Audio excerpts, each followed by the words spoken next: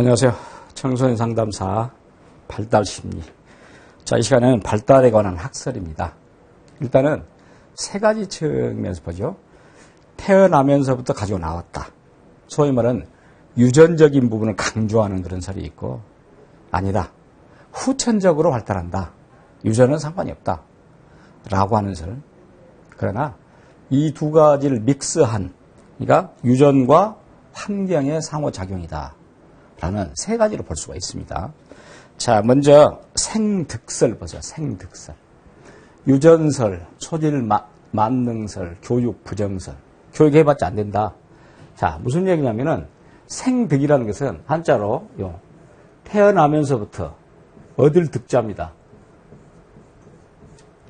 태어나면서 가지고 왔다. 생득설이라 그러죠. 이건 태어나면서 가지고 왔기 때문에 교육해도 안 된다 그 말 아닙니까? 모든 건 소질에 의거해서 이루어진다.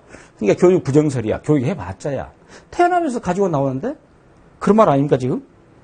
사람의 능력은 낳을 때부터 생득적, 생득. 태어나면서 갖고 나온다. 생득적인 환경의 자극에 의하여 이루어진 변화는 2차적인 것이다. 처음부터 갖고 나온다. 라고 말하는 것인데 지금 이 말이. 물론 이제 이런 의견에 동조를 한 사람들도 있긴 합니다. 아니, 실제로 생득설을 주장한 학자들도 꽤 있습니다. 자, 그래서 그 학자가 어떤 학자인가 한번 봅시다. 자, 관련 학자를 보면은 쇼펜하우어. 사람이란 소질이 지배하는 것이며 미래의 발전도 소질에 의해서 결정된다. 여러분 잘 아는 쇼펜하우어는 어떤 사람이 염세주의 철학자죠? 저는 이제 쇼펜하우어를 좀 읽어봤더니 왜 쇼펜하우어가 이런 얘기를 했을까라는 내용을 봤는데, 쇼펜하우어가 태어나자마자 얼마 안 돼서 자기 어머니가 쇼펜하우어를 버리고 다른 남자하고 재가를 했답니다. 그런 게 나오더라고. 그러면서 쇼펜하우어가 자기 엄마를 그렇게 증오를 했다 그래요. 쉽게 말해 우리 엄마는 그렇게 태어난 사람이야. 바뀔 수가 없어. 뭐 그런 내용도 있다 그래요. 여하튼 그런 말이고. 특히 이제 롬보로소라는 학자가 있는데 이 학자는 골상학이라고 하니까 골상? 지금 우리나라는 골상이란 말 안 씁니다만은 골상 이런 뜻입니다. 뼈 골자고 모양 상자예요. 골상, 뼈 모양. 사실 우리나라는 골상이라고 하지 않고 뭐라 합니까? 관상이라 하지, 관상. 같은 맥락인데 골상이나 관상이나 이 말이 골상학자입니다. 이 사람은 형사법을 연구했던 사람이에요. 형사심리. 그러면서 범죄자의 골상은 선천적으로 나타나 있으므로 교육의 힘으로 어떻게 할 수 없다. 요즘 여러분 간혹 제가 여러분들과 인터넷에 보면 이런 얘기를 합니다. 관상은 과학이다. 그런 말하죠. 그런 말도 롬보로소 이야기하고 같은 맥락이야. 어떤 사람 보고 야, 그 사람 범죄상이야 라고 얘기를 하죠. 요즘은 얼굴 고칩니다. 고쳐버리는데 얼굴 골상이 얼마나 의미가 있겠어요. 뼈도 갈아버리는데. 여하튼 이런 롬보로소 같은 사람이 대표적으로 골상학, 선천적으로 범죄형은 선천적으로 타고나 있다. 후천적으로 교육해도 안 된다. 그런 말입니다 지금. 우리 그 유명한 멘델은 유전학자죠. 생물의 특징은 염색체상에 있는 유전 형질에 의해서 결정된다. 이제 멘델 같은 사람들의 말을 우리가 사약적으로 어떻게 많이 씁니까? 피는 못 속인다. 그런 말 하죠. 그러니까 범죄자는 범죄자를 낳는다. 그리고 예전에 우리나라 또 그 사대부가에서는 어떻게 말했습니까? 집안을 보고 결혼해야 한다. 사실 그게 뭔 의미가 있겠습니까? 요즘은 사실은 좋은 집안이 범죄 더 많이 저질러요.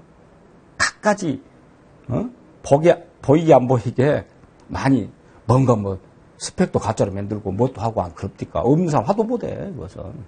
그러니까 집안 보고 한다? 다들 이 생득설에 관계된 얘기입니다. 손다이크의 쌍생아 연구. 일란성 쌍생아는 환경을 달리한다고 해도 유전적인 요소가 강하다. 그러니까 일란성 쌍생아라는 것은 똑같은 유전자입니다. 똑같이 태어났어요, 사실은. 그런데 어떤 아이는 정말 좋은 환경, 부유한 환경에 키워갖고 어떤 아이는 정말 어려운 환경에서 키웠어요. 그랬더니 완전히 다르더라. 아니, 여기는 손다이크 같은 사람은 생득설이니까 그렇게 키웠을지라도 별로 달라진 게 없다. 뒤에 여러분들이 이제 경험설 같은 사람, 거기에 의할 것 같으면 완전히 다르다 그래요, 사실은. 똑같은 유전체를 가졌을지라도. 근데 여기는 손다이크 같은 사람은 뭐라 씁니까? 일란성 상생하는 환경을 달리 한다고 해도 유전적인 요소 강해서 그다지 변화가 없더라. 전부 뭡니까? 태어나면서부터 결정돼 버린다. 그런 얘기 아닙니까, 지금? 갈톤의 가계 연구, 가계에 따라 지능의 차이가 있다. 그러니까, 물론 이런 것을 여러분 보면은, 천재 가계에서는 천재 나오고, 둔재 가계에서 둔재 나오고, 범죄 가계에서 범죄자들 나오고, 막 이렇게 해서 이제 생득설을 합리화시킨 예죠. 젠센트는 지능 유전론, 지능의 75 내지 80%가 유전에 의해서 결정된다. 여튼 우리가 또 이런 얘기도 합니다. 생득설에 의해서 이제 아주 우리 살아가는데 적나라한 표현을 해보자면 이런 경우도 있어요. 부부싸움을 합니다. 그럼 아이가 좀 공부를 못하고 좀 문제가 있어요. 그러면 뭐라 합니까? 너 닮았어. 저는 가장 비겁한 말이라고 생각합니다. 본인은 안 닮겠습니까? 다 그렇게 생각하면 유전적인 요소 생득설로 따진다면 50대 50입니다. 아빠 50, 엄마 50이죠. 그렇게 따지면은 그건 무의미한 설전이에요. 자, 일단은 생득이라는 것은 태어나면서부터 가지고 나온다. 그러니 나중에 후에 교육을 해봤자다 라는 말이죠. 자, 반대로 경험설을 볼까요? 자, 경험설은 습득설, 학습설, 환경 만능설, 교육 만능설. 다시 말하면 비록 어떻게 태어났을지라도 교육을 했더니 학습을 했더니 후천적으로 이렇게 환경을 만들어줬더니 달라지더라. 그 말 아닙니까? 개인의 유전 형질은 발달의 가능성을 지니고 있을 뿐이고 발달의 원동력은 후천적 경험이 한 것이다. 여기서 여러분들 후천적 경험이라는 말은 뭐가 되겠습니까? 이것은 학습입니다. 교육입니다. 지금 후천적이라는 것은. 칸트. 사람이란 교육을 필요로 하는 유일한 존재이다. 인간이란 교육적 산물 이외에 아무것도 아니다. 그 유명한 도덕 철학자 칸트. 네, 칸트 같은 경우는 반드시 교육을 해야 돼. 교육을 하지 않으면 안 된다. 라고 말한 이성주의자, 도덕주의자. 유명한 순수 이성 비판, 실천 이성 비판, 판단력 비판, 이성, 대표적인 비판서 세 곳. 그에 저서도 많습니다만 아주 어렵습니다. 자, 루소 보세요. 루소도 인간은 자연, 사물, 인간 세 가지로부터 교육된다. 반드시 그러니까 나중에 후에 이렇게 자연, 사물, 인간 세 가지가 가해졌을 때 세 가지를 어떤 맥락에서 인위적으로 했을 때 바뀌더라. 라이프니치 우리에게 교육을 다오. 그러면 반세기 내 유럽인의 성격을 일변시켜 놓을 수 있을 것이다. 독일 사람입니다만은. 자, 제가 주목할 사람은 왓슨입니다. 이 왓슨인데, 굉장히 왓슨은 아주 극단적인 행동주의 심리학자, 교육학자인데, 나에게 아이를 맡겨달라. 그러면 원하는 대로 만들어주겠다. 자, 왓슨은 이런 얘기를 했어요. 요즘 같이 이제 왓슨이 말한 그 교육 만능설인데, 이런 식으로 해볼까요? 우리나라 요즘 예로 한번 해봅시다. 당신의 아이를 의사를 만들고 싶냐? 의사를 만들고 싶습니까? 그럼 나에게 적당한 시간, 적당한 장소, 적당한 비용을 달라. 그럼 내가 의과대학에 집어넣어줄게. 라고 말한 것입니다. 사실 우리 기숙학원이랄지 이런 부분이 있잖아요. 그래서 제가 제일 싫어하는 단어 중에 하나가 또 스파르타입니다. 스파르타는 고대 아테네, 여러분들 스파르타에서 고대 그리스의 도시국가였습니다만은, 근데 스파르타는 철저하게 사육시키는 그런 교육이었잖아요. 폐쇄적으로. 저는 오늘날에 와서, 물론 부모들 입장에서는 이렇게 해야 우리 아이를 이렇게 만들 수 있다라고 하겠죠. 저는 별로 좋아하지 않아요, 사실은. 근데 여기는 그렇게 하자는 거야, 왓슨. 왓슨이 그렇게 말했어요. 우리식으로, 우리 버전으로 하면 당신의 아이를 의사로 만들고 싶습니까? 그럼 나에게 적당한 시간, 적당한 장소, 적당한 비용을 주세요. 그럼 내가 만들어줄게. 후천적으로 할 수 있다는 것이야. 그런 왓슨. 그런 왓슨은 또 두 아이가 있었는데, 왓슨 자기가 말하는 바대로 안 되고, 한 명은 정신병자, 한 명은 교도소, 이렇게 갔다는 거 아닙니까? 참 아이러니컬하죠? 로크도 후천설인데, 아동은 백지와 같아서 어떤 인간으로 만들 수 있다. 일생 동안의 발달은 전적으로 학습의 결과다. 소위 말하는 형식 도야서를 또 들고 나온 로크인데, 로크는 어떻게 말했냐? 우리 인간은 태어날 때 하얀 종이야. 하얀 종이 같아. 근데 여기에다가 어떻게 그리냐? 물론 이건 교육입니다. 그리냐에 따라서 어떤 아이로 될 수 있고 어떤 아이로 될 수 있다. 좋은 걸 집어넣으면 성선설이 될 것이고, 성선설. 또 좋지 않은 걸 집어넣으면 성악설이 될 것이고, 이렇게 말했죠. 그래서 로크 같은 사람은 중성설이라 그래요. 또는 사람의 성격이란 없다. 무엇이? 성무, 선악설이라 그래요. 사람의 성격이란 선도 없고 악도 없다. 어쩐다? 백지다. 이렇게 말해요. 그래서 교육에 의해서 이루어진다. 라고 말하는. 그래서 말하는 칸트, 루소, 라이프니치, 왓슨, 로크. 이런 학자들은 철저하게 교육이 필요하다. 뭔가 후천적으로 집어넣어야 된다. 라고 말하는. 물론 그러나 이 두 가지가 다 의미가 있는 건 아니죠. 그래서 결국은 이 두 가지가 서로 상호작용을 하는 유전과 환경의 상호작용설이 사실 설득력이 있죠. 이제 유전과 환경의 상호작용설. 인간의 성장과 발달은 생득적으로 가지고 나온 내적인 소질 인자와 후천적인 환경 조건과의 상호작용이 이루어진다. 라고 해서, 우드워스의 상승설. 특히 이제 우드워스 같은 사람은 어떻게 이야기해요? 상승설에서는 이렇게 말했어요. 인간의 발달이, 우리 발달에 이야기하잖아요. 제가 아까 데벨로먼트를 했죠.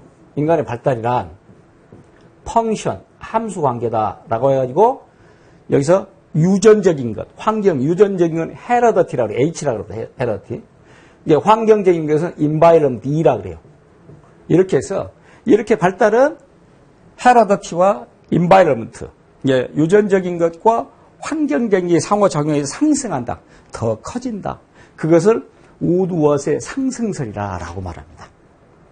인간의 심적, 정신적 능력의 근본은 유전적인 것이나 그것을 구체적으로 실현하게 하는 것은 환경입니다. 유전, 환경 이렇게 말하죠. 레빈의 장이론, 레빈의 장, 그것도 발달의 장이란 인간의 행동, 발달, 유기체와 유기체를 둘러싸고 있는 환경사의 역동적 관계다. 마찬가지. 삐아제 인지발달. 인지발달은 유전과 환경의 상호작용. 그러니까 결국은 어떤 맥락에서는 앞서 말한 여러분들 선천적으로 타고났다. 선천 생득. 교육에서는 안 된다. 아니야. 후천적 교육에 의해서는 바뀔 수 있다. 라는 경험설, 교육 만능설. 두 가지 다 어떤 맥락에서는 설득력이 떨어지잖아요. 이 두 가지를 묶은 결국은 뭐가 맞다? 믹서. 물론 코프카도 그런 얘기 들고 나왔어요. 코프카도 보면은 체제설이라고 해서 보세요. 코프카 체제설. 오가니제이셔널 시어리인데 발달이란 유전과 환경 사이에 발달하려는 자아와의 역동적 관계다. 다 똑같은 말입니다. 그러니까 결론은 뭐겠어요? 결론은. 태어나면서 가지고 나온다. 아니야. 후천적 교육에 의해서만 된다. 아니야. 두 가지가 믹서돼서. 그러니까 우리 인간은 태어날 때도 일정 부분 유전적인 소질이랄지 지능이랄지 일정 부분을 가지고 태어나는데 그것을 후천적으로 환경, 교육이 어떻게 해주냐에 따라서 더욱 발달될 수도 있고 발달 안 될 수도 있다라고 볼 수 있겠지. 그러니까 결국은 설득력 있는 것은 유전과 환경의 상호작용이지 않을까. 여러분들 주변에서 보더라도 그런 경향이 있을 거예요. 저도 주변에서 많이 봅니다. 어떤 사람이 굉장히 좋은 환경에서 태어났는데 일단 좋은 환경, 좋은 부모의 어떤 혜택을 받고 태어났어요. 태어났는데 나중에 이제 그런 경우 있잖아요, 여러분들. 부모가 도중에 뭐 사업에 실패했다든지 또는 불의의 사고로 부모님이 돌아가셨다든지 라고 해서 이제 후천적 환경이 그 친구를 교육시킬 수 없다든지 이렇게 됐을 때 어떤 일정 부분 발달이 멈춘 경우가 있어요. 그런 맥락에서 보면은 역시 이제 후천적인 교육 환경도 중요하고 또 아무리 우리가 졸부라 그럽니까? 졸지에된 부자. 갑자기 졸부가 돼서 졸지에된 부자가 됐어요. 그래서 아이를 그전에는 이제 이 금전적 여유가 없어서 못 가르쳤는데 이제 금전 여유가 생기니까 그 아이를 가르치기 위해서 가정교사를 붙여보기도 하고 뭣도 해보고 안 되잖아요. 자, 그런 걸 보면은 결국은 이 두 가지.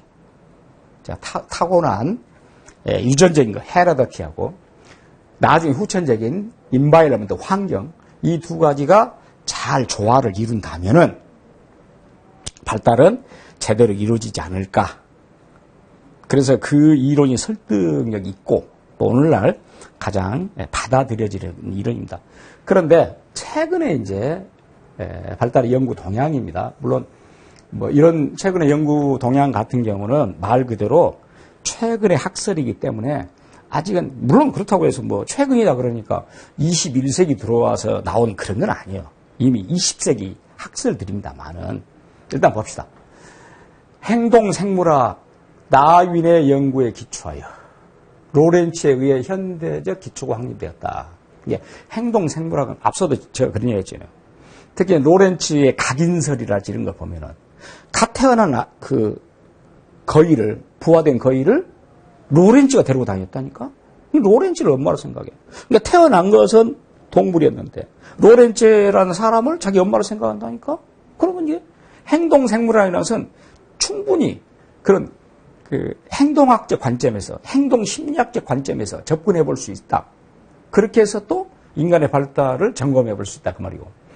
1960년대 아동 발달 연구에 적용되었고, 최근에 활발한 연구가 진행된다. 물론 20세기 아닙니까?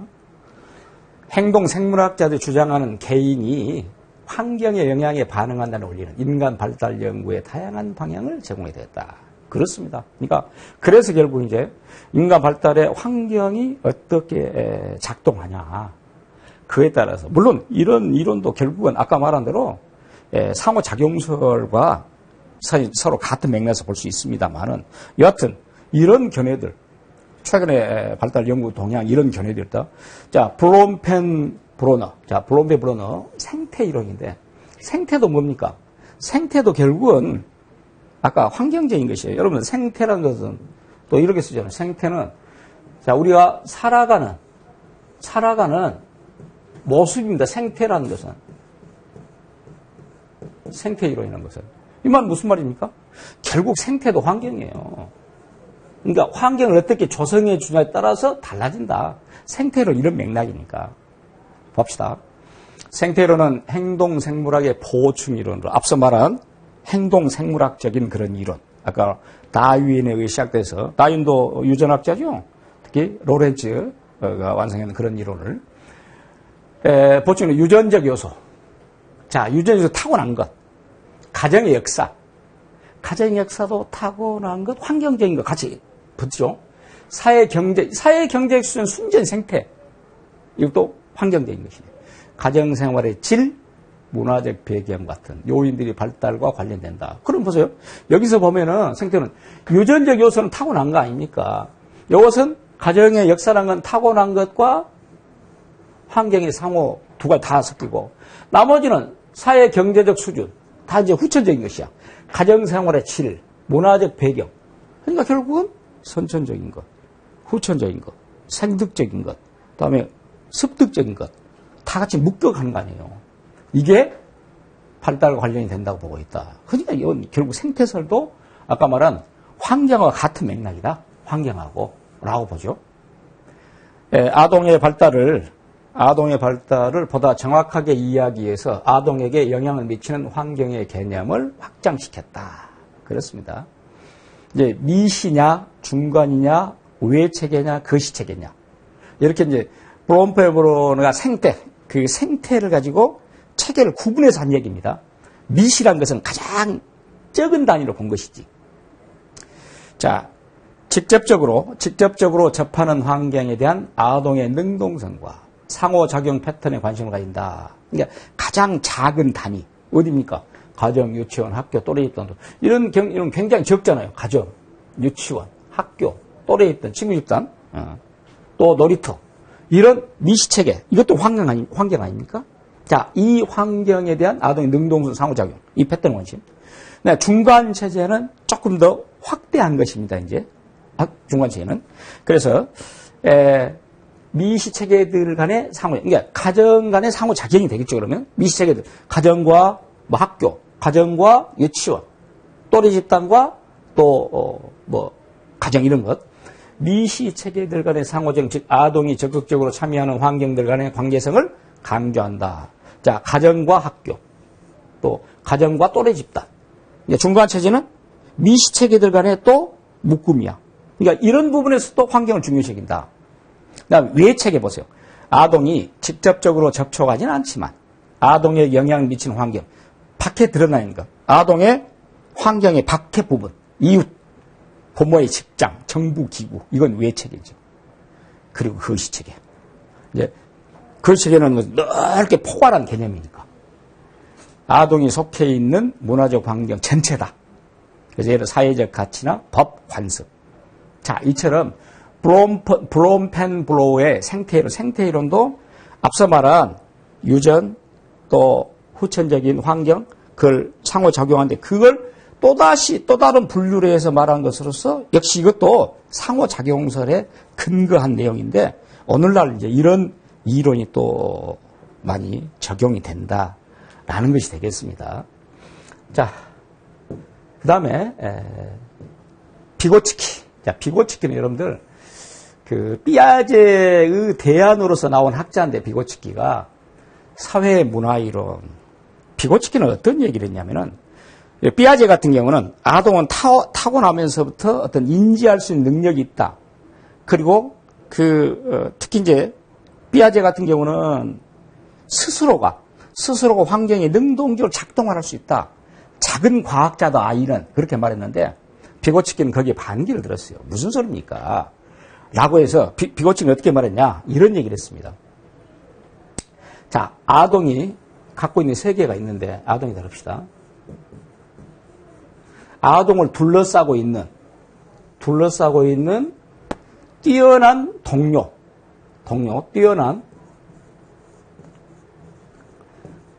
동료나 또는 성인이나 또는 교사나 이런 사람들이 아동과 서로 작용을 해서 상호작용을 해서 여기서 아동의 인지 발달이라는 그 과정이 이 정도였다. 그럼 이네들 뛰어난 동료나 성인이나 교사가 작동해서 더 뛰어난 차로 2차로 올라가. 이 사람들이 뭐냐냐? 비계라고 그래요. 비계. 발판을 형성해준다. 이것도 일종의 상호작용입니다. 사회적인 상호작용. 그러니까 사회문화이론이라 그렇게 말하는데. 그랬을 때 이런 사람들이 어떤 영역으로 작동했냐? GPD라 해서 근접 발달 영역이라 그래요. Zone of Proximal Development라 그래요. 근접 발달 영역을 해서 이렇게 더 뛰어난 상태의 인지 발달된다라고 얘기를 했어요.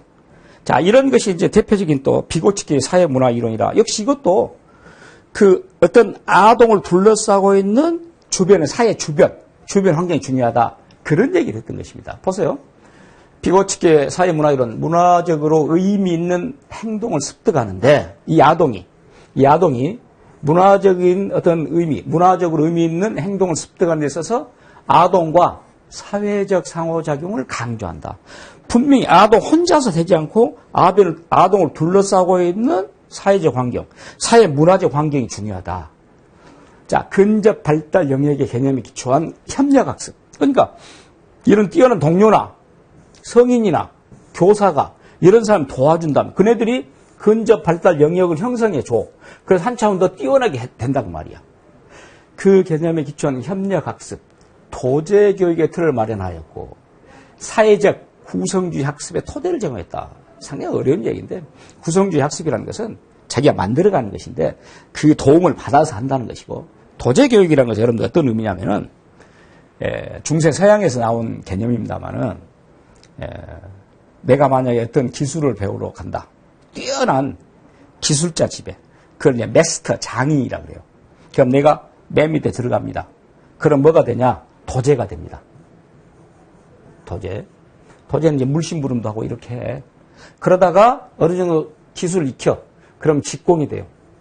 이제 직공이 되면은 그 기술자, 장인과 협동으로 어떤 물건을 만들 수 있어요. 그래서 아까 협력학습도 그런 개념이에요.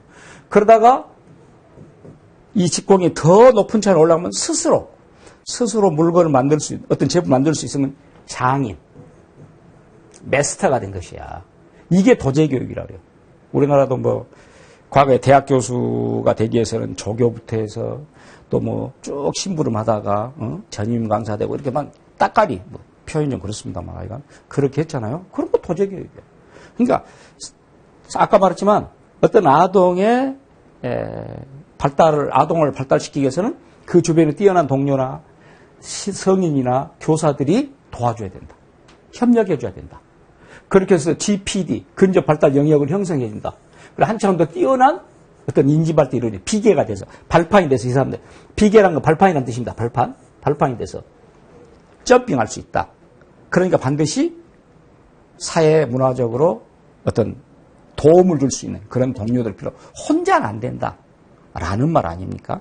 이게 최근의 이론이다라고 말하지만 사실은 최근 이론이라기보다는 20세기 이미 나온 이론. 최근에는 우리가 일반 21세기를 말하는 것이잖아요. 근데 이건 이미 20세기에 나온 이론이요. 행동생물학이나 생태 이론이나 또는 사회문화 이론. 그러니까 여기 브롬펜브로너 말지 피고치키 이런 사람 학자는 알 필요가 있어요. 제가 아까 뭐 학자를 다 알 필요는 없다는 그런 학자들은 알 필요가 있습니다. 그래서 이렇게 보면은 발달에 관한 학설이 일단은 큰 학설 두 가지가 대비되잖아요. 생득설, 타고났다. 아니야. 후천적으로 돼. 경험설. 그렇지 않아. 유전과 경험의 상호작용의 결과야. 그 유전과 환경의 상호작용의 결과를 더 현대적인 관점에서 행동생물학, 생태이론, 사회문화이론 이렇게 들고 나왔죠. 여하튼 이 발달 이론이라는 것은 유전적으로 타고난 것만도 아니고 후천적으로 교육된 것만도 아니고 상호작용을 해야지 발달될 수 있다라는 것이 또 역시 오늘날 가장 합리적이고 많이 받아들인 이론입니다. 거기에다가 최근 동향까지 이렇게 해서 발달에 관계된 학설, 생득설, 경험설, 유전과 환경의 상호작용설, 최근 이론인 행동생물학, 또 생태이론, 사회문화이론까지 살펴봤습니다. 감사합니다.